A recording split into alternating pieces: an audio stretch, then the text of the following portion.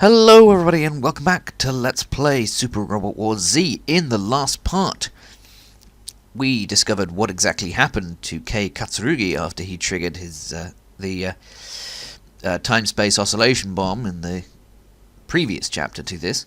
And turns out it was him being thrown into a situation where two separate factions got into a fight over him. In this part, of course, we're going to be getting into scenario 11, and we're going to find out what happened to Setsuko after she got caught in the blast. She's going to be found in the mysterious Paradigm City.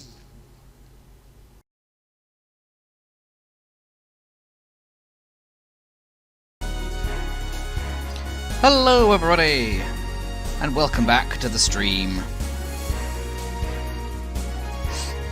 I'm sorry that I was away for so very long, but as I'm sure at least a couple of you saw on my various messages, I've had quite a busy week, and we've been having some fairly severe internet issues where I live right now. I think someone may have sheared through a some workmen might have sheared through an internet cable while doing some work somewhere. Haven't been able to do anything very effectively on the internet for quite a while, which is a real pain, because I've kind of missed doing this, but thankfully it seems to be fairly stable now, so I gave this a go again. Right, well, shall we be getting back to this? Yeah? To some Super Robot Wars Z. In the last part, we in the last part, we played through scenario 10, Break the World, in which Kei Katsurugi met these guys, so known as the Iman, and crew of the Glomar battleship here, and they helped defend him against some members of the Chiram, who are a militaristic government trying to control him as what they call a singularity. That being, I'm fairly sure that is referring to the fact that he was part of this massive interdimensional bomb incident. Fairly sure that's right. Anyway, yeah. So that's what happened last stage. This stage, we're going to be dealing with something completely different. As you can see, none of the 4 units that we got last stage will be fieldable next stage, but that's okay. We will, however, get to find out what happened to Setsuko over the last what's happened to Setsuko over the last 5 months since the time-space oscillation bomb break the world event in scenario 11. Let's go.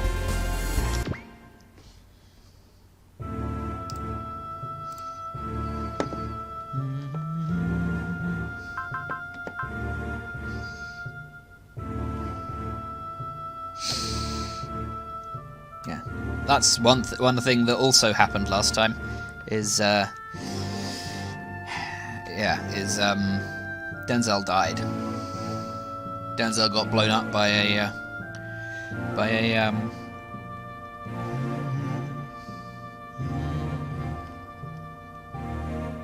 Denzel got blown up by a black robot piloted by somebody that we don't know. And here we are. She's this would have been this would have been what happens on Rand's route, by the way. This is Rand, of course, and this is his boss, his father figure, basically.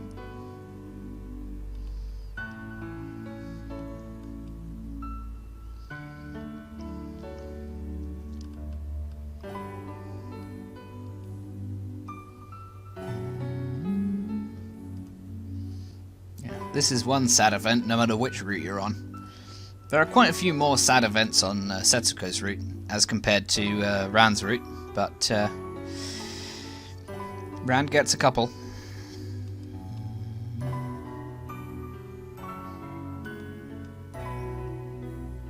Anyway, let's get back to what's actually happening, shall we? So this is Norman. He's a butler. He's, turns out we're in Paradigm City, which is the setting for, and this is Dorothy here. Yeah, so this is the setting for the Big O, which is a show that I like a fair amount, even if it is complicated and metaphysical at times.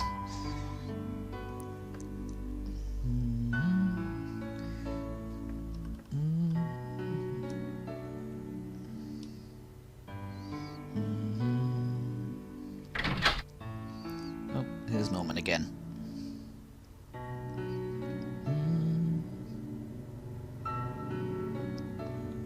Just slow this down a bit. Need to get back into this.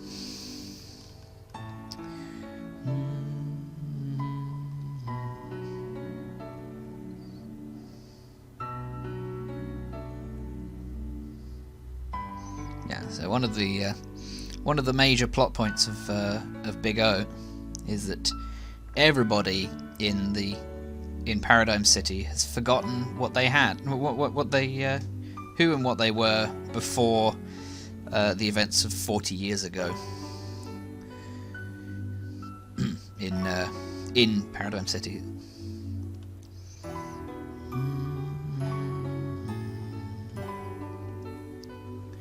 It's quite an interesting idea for a series, and it's a very odd mecha show. The mech fights themselves seem to be fairly like incidental to the actual show, which is odd, but I quite like it. It's more about like interpersonal relationships and and crime solving, more so than the actual fighting with giant robots. Of course, that is a fairly important part of the show as well, but it doesn't feel like it sometimes.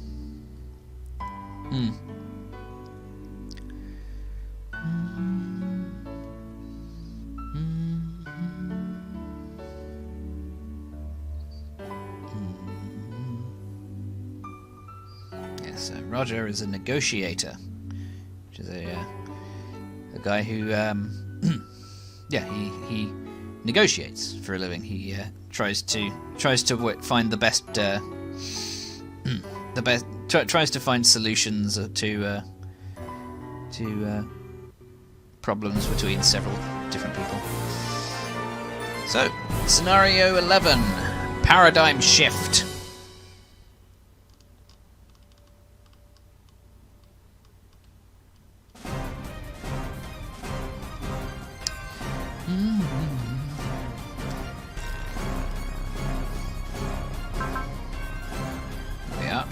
Just keep running.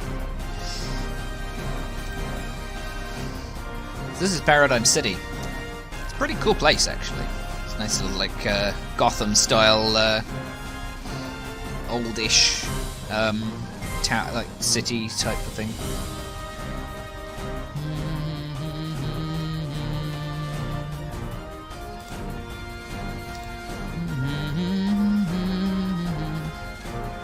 There's a big old dome over there. That's the government building. Or effectively.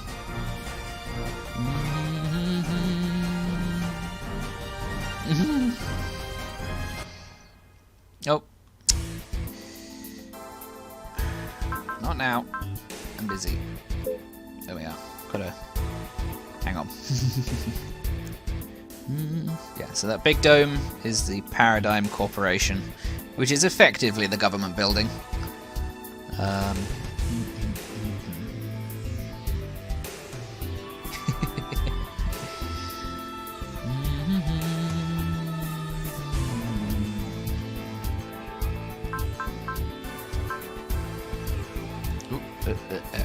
Yeah. Yeah, so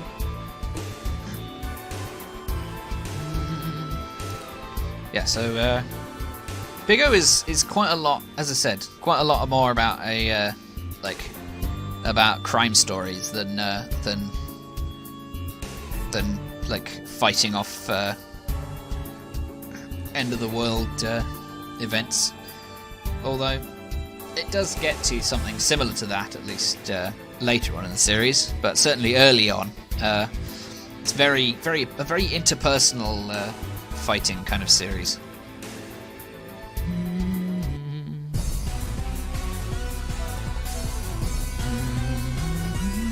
Oh hey, it's it's these guys. It's Dav and T-Bone. They're basically just thugs. Yeah, they're just like they're mooks. You can probably tell, even if you haven't seen the show, you can probably tell they're just goons, basically. And yeah, Dorothy's an android. Hence why she doesn't have any problems dealing with those two idiots.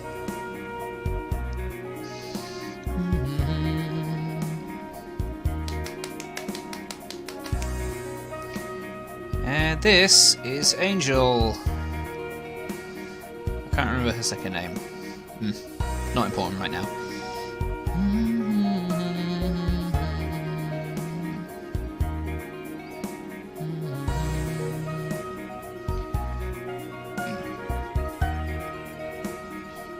It's been a while since I've watched Big O. I should watch it again. It's a lot of fun. I think,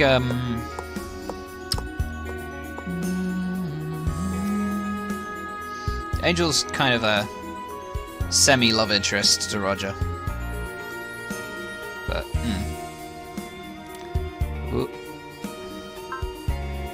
Come on. There we are.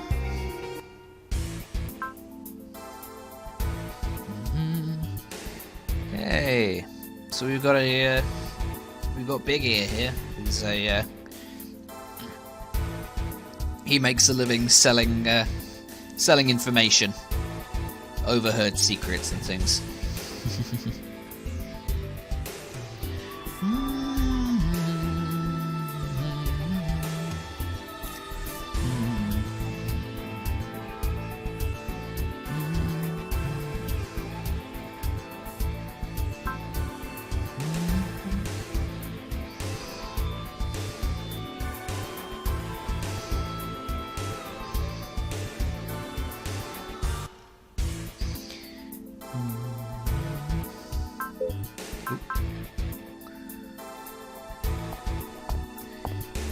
And we've got this guy who is a policeman. He's Major Dustin. Dustin? Oh. He's a police officer who gets messed up quite severely by Roger quite often.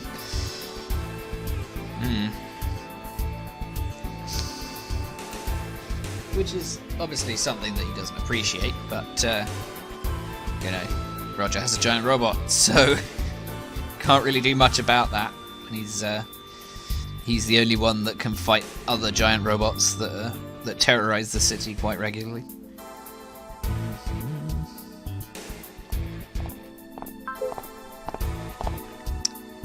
Hi, Dorothy.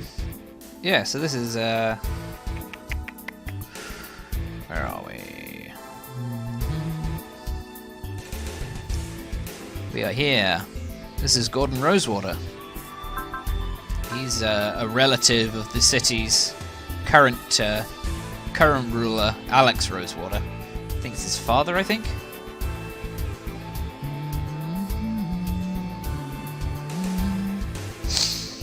Yeah, this kind of thing just kind of happens in Big O. Just drags on fairly quite a while and becomes quite metaphysical and odd in general, really.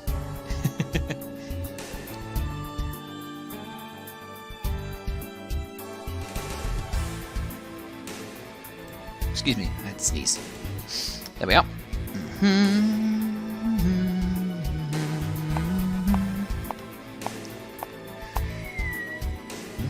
Hi, Angel.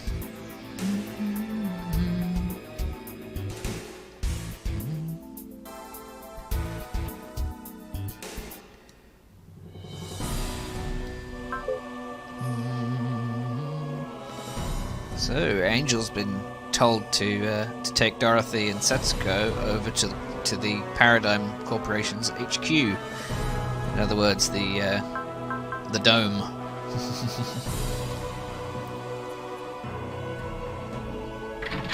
Ah, she's secretary to the to Rosewater, to Alex Rosewater here. Okay.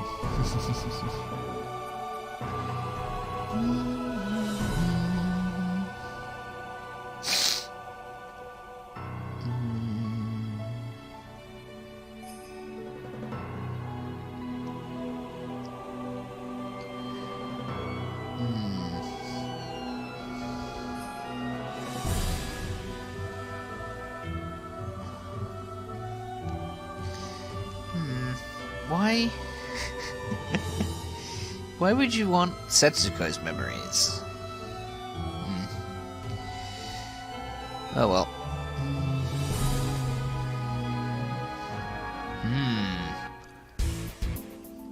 So the serial killer is targeting people who remember. Interesting. Ooh.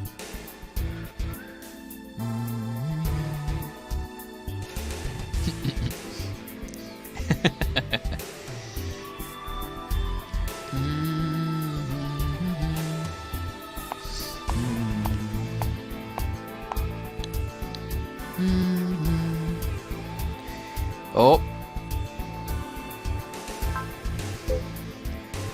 Hello. Hello, person in a red hood.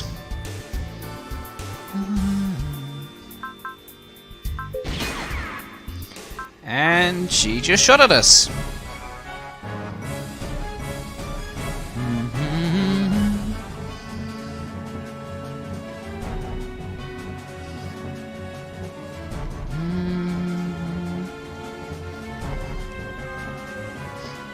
And here's Roger. Hi, Roger.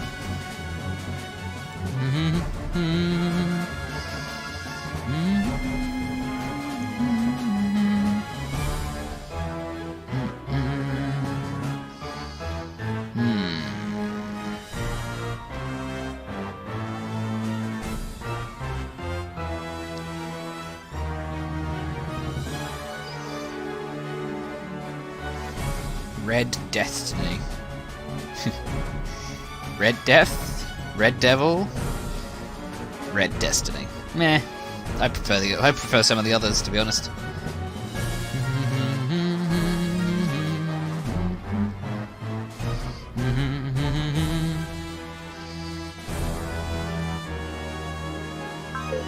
Oh. Looks like RD's just put a scary face on again.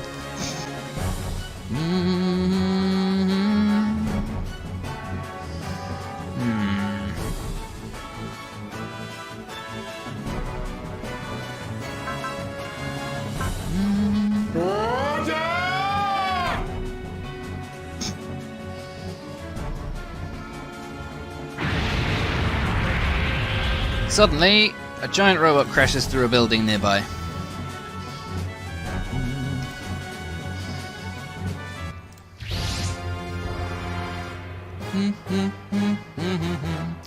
Hi guys, it's Beck. He is a recurring villain in Big O. He's basically a criminal.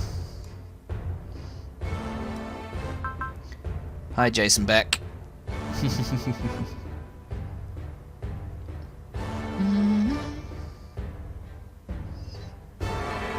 Yeah, so Beck is basically just a criminal, except he has a giant robot somehow.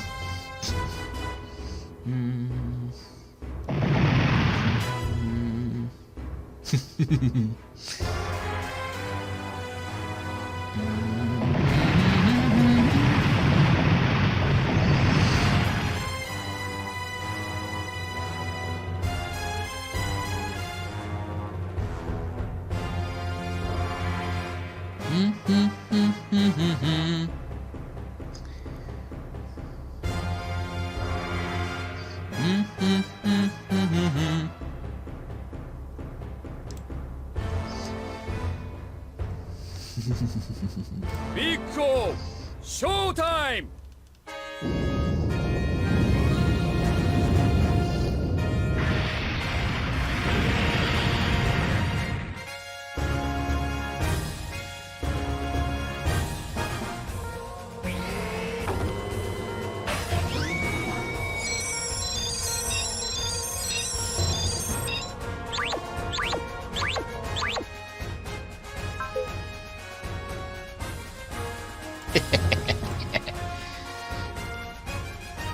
So there's Roger Smith's giant robot. They call it a Mega Deuce. Yeah, Mega Deus.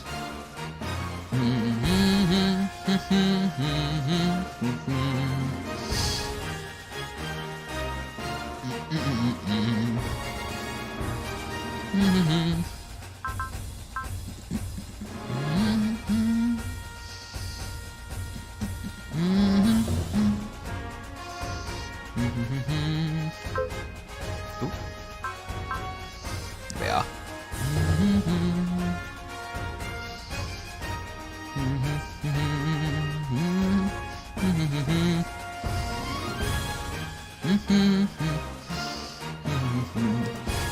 There we are. Hello, Roger. So Roger Smith in the Big O. Roger Smith himself is a very interesting character who has some very helpful special abilities. He has the unique skill Negotiator, which means that whenever he fights an opponent, they lose 2 will. Fairly sure that's right.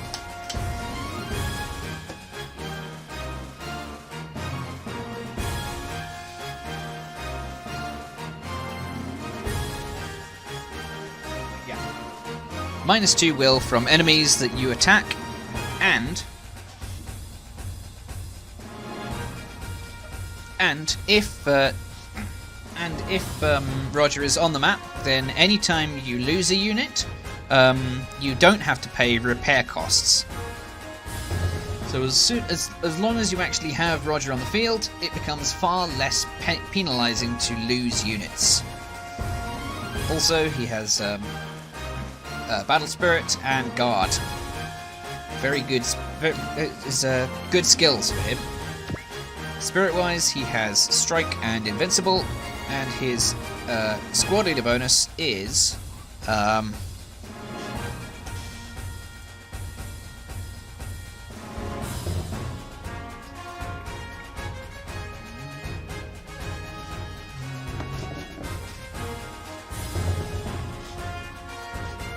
okay. His squad leader bonus is simply plus 30% critical hit rate. It's pretty good.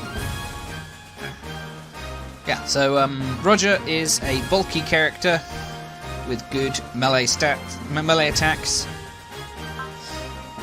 He also has decent skill, but not fantastic. Now, the Big O itself is excellent on land and pretty poor everywhere else, including in space. So you want to be careful about where you use it.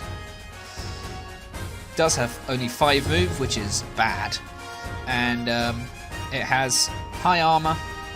Being a super robot, it should, and it's size L, which means that it's going to be taking less damage. Also, it has a shield, so if you can give Roger blocking, then his defenses will be even larger. As far as weaponry is concerned, he has a strange combination of both ammo and energy-based attacks. This does work out quite well for him generally, because it means that he'll usually have something that he can do in pretty much any situation. As long as you've got enough will, of course. Unfortunately, his only post-move attack... his only post-move attack before 125 will does have... cannot hit flying enemies. So you're going to be careful with that. So, yeah. Roger's really good. Now, you do need to be quite careful with what you use him for, with who you send him against, but when he's doing what he does it really well. So, our objective is simply to defeat Beck over here, and I'm going to do that by simply allowing him to come to us. There's a good reason for that. You'll see in a little while as to what that actually is.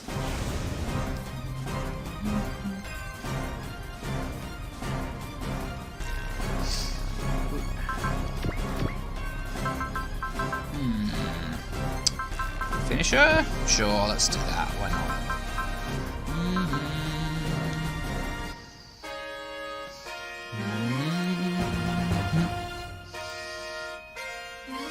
Yeah, so Beck thinks that they're rivals, whereas Roger clearly just thinks of him as an idiot and unimportant.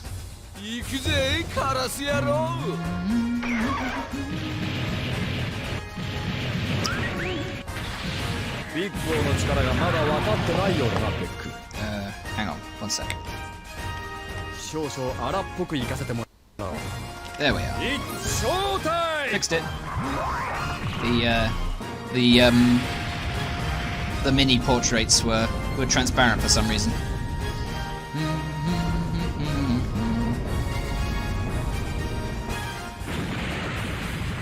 And punch.